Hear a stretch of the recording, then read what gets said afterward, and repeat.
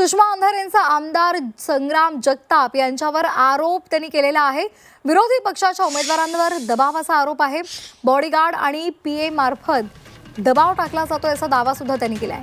बॉडीगार्डच्या उमेदवाराच्या घराबाहेरचा व्हिडिओ त्यांनी पोस्ट केलाय। हातामध्ये रिव्हॉल्वर घेऊन उभे असल्याचा व्हिडिओ आहे। आमदार संग्राम जगताप यांच्या सोबत नसताना त्याचे पीए आणि बॉडीगार्ड नगरसेवक पदासाठी उभा असलेल्या समोरच्या पक्षातील उमेदवारांचा घराबाहेर रिव्हॉल्वर घेऊन उभे असल्याचा व्हिडिओ पोस्ट केला आहे।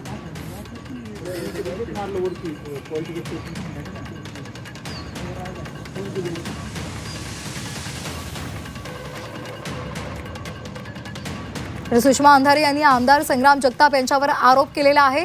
विरोधी पक्षाच्या उमेदवारांवर दबाव टाकला जातोय असा त्यांचा आरोप आहे आणि त्यांनी एक व्हिडिओ पोस्ट केलेला आहे।